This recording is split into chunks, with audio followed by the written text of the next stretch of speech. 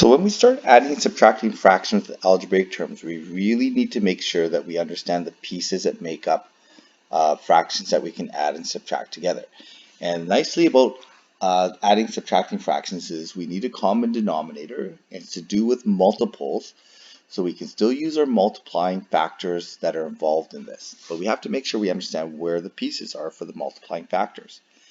So first of all, we need to understand factors to get lowest common multiple. So if we have a 6 and 8, the lowest common multiple is going to be 24. So how do we get that? Well, we can look at it with the factors.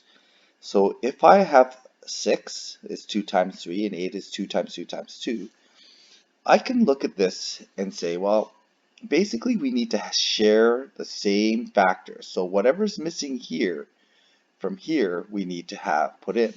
So I'm missing a 2 times 2 here. Okay, I need 3 2's in here.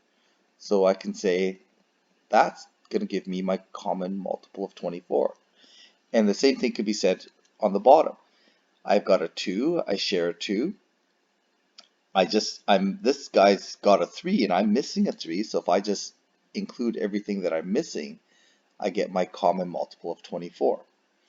Okay, so that's one way to do it. Another way we can do it, some people like to do it this way, is they line up all the factors and say, well, I've got a 2, anything that's shared, only take one of them, and everything that's left behind, I multiply together. Okay, so that's going to give me my common factor of 24. Okay, so this one here I'll do with just the first method. So with 12, 12 is 2 times 2 times 3. With 15, I have 3 times 5. Okay, I can ask, the top guy can ask himself, what am I missing? What do I have that, what am I missing that the other guy has? So 12 is looking over here and saying, well, I'm missing a 5. Well, 12 needs to go get itself a 5. And then that will give it the common denominator. In this case, it's going to be 60. Okay, conversely, the same thing can be done with 15. 15 is going to look up top here and say, well, I'm missing 2 2's. If I get my 2 2's, I've got my common denominator of 60.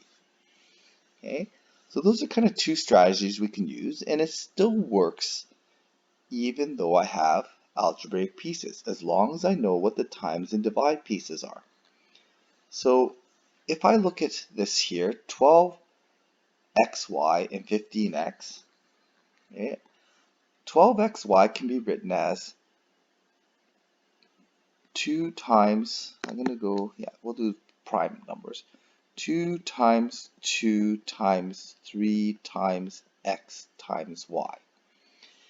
Okay, and 15 can be written as 3 times x, and then we have times 5. I'm going to put the times 5 over here. So if 12xy looks down, okay, actually let's do it like this. I'm going to do it the same. I'm going to do the strategy up here. So I'm going to do times x times y. So here it's going to be 15 is 3 times 5 times x. So I'm just going to line everything up. And what we can then do is we can look for common factors. That 3 is common, that x is common. Okay, so we're only going to use it once, and everything else we just bring down. 1, 2, another 2, another 5, and another y. So the lowest common denominator ends up being 60xy.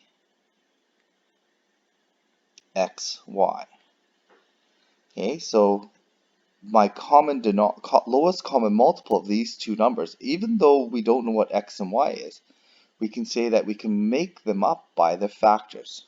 Okay, we can generate the lowest common multiple by understanding the factor pieces. So the same thing can be done here. So I'm going to do it in this way this time, where we're going to take a look at all the factors of 3x squared. So 3 times x times x. And we can look at 6 as 2 times 3 times x. Okay, and the first guy, 3 times x squared, is looking down below him. He's saying, well, I've got the same number of x's. In fact, I've got more, so I don't need any more x's. We both have 3's, but I'm missing a times 2. So I'm going to get myself a times 2.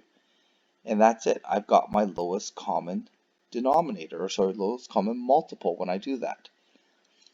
The same thing can be done at the bottom here. Well, the bottom guy is looking up and saying, well, this guy's got a 3, I've got a 3. This guy's got an x, I got an x, but he's got 2 x's. I need 2 x's.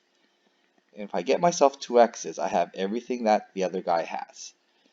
Okay, and we have gotten the lowest common multiple by doing this. Okay, and we do this by finding all the common factors involved.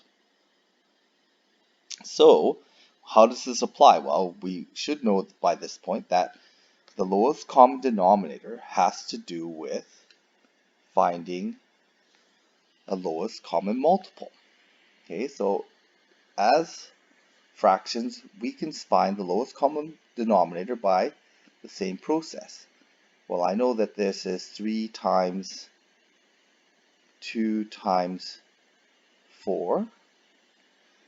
Oops, that's going to give me, sorry, I'm going to say that this is 2 times 4. It gives me my 8 plus 2 times 3 gives me my 6. And this guy looks over at his neighbor over here and says, well, we both have 2's, but he's got an extra 4. And I have to make sure that I have everything that he has. Okay, but the problem is, if I do that, now the fraction is not the same as 1 over 6. So to keep this the same fraction, or equivalent fraction, I need to make sure I do the top and the bottom of that fraction by the same amount. I need to now balance a fraction. 1/8, and notice that now if I multiply this together, 2 times 3 times 4 is my lowest common denominator of 24.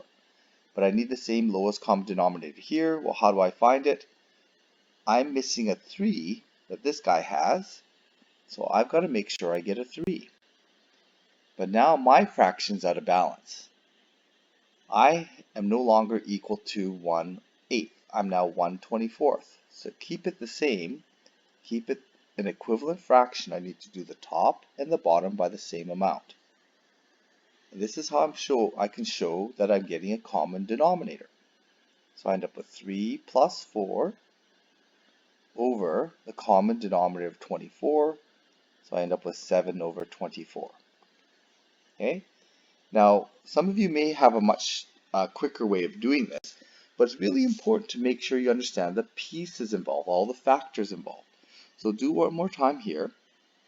So I'm going to show this as 2 times 5 plus 2 times 2.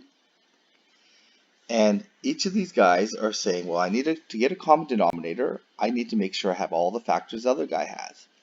So I'm going to multiply by 5 here and make sure I balance the fraction. I need an equivalent fraction.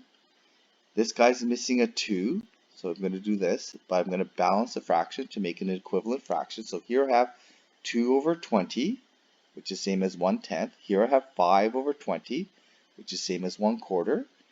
Now I have a common denominator, and I can add those two fractions together. So I end up with 2 over 20 plus 5 over 20. Now I can count the numerators the same and get the common denominator. Okay. So now we kind of already know how to do this with numbers. How does this apply to algebraic pieces? Well, as long as I understand that these algebraic pieces are just multiplying pieces, I can do the same thing. So for this one here, we're looking at the denominator 2a and a. Well, these are times and divide factors, so I can treat them the same way as I did here. I can ask myself, what is this denominator missing that this guy has?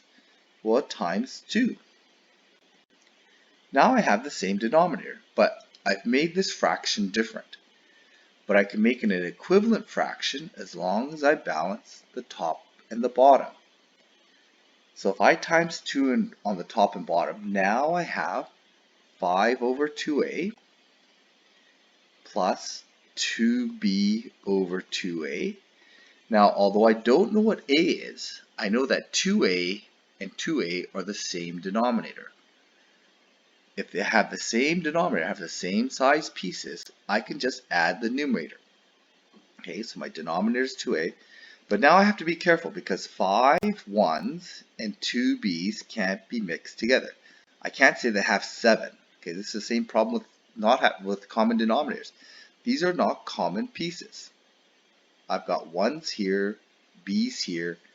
They have to be kept counted separately. We cannot put them together. Okay, these do not go together. We have to keep it as 5 plus 2b. So that's then my final answer. I've got this many pieces of this size pieces. So what about this one? Same thing. I'm missing. This guy looks over and says, well, I'm missing a times 4. So I'm going to get myself a times 4. Make sure I balance my fraction. Now I have a 12x. Okay, well, this 4 is looking over at the other side going, well, I'm missing a 3x. So he's got to make sure he's got a 3x here. But to balance a fraction, he's got to do a 3x up here. So I end up with 3x over 12x. Well, this is the same fraction. 3x over 12x is the same as 1 to 4. 8 to 12 is the same as 2 to 3.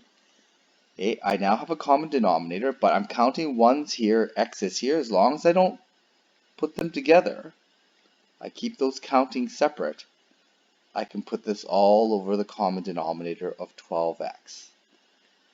Okay, so this is how we're going to deal with algebraic denominators that we're adding and subtracting.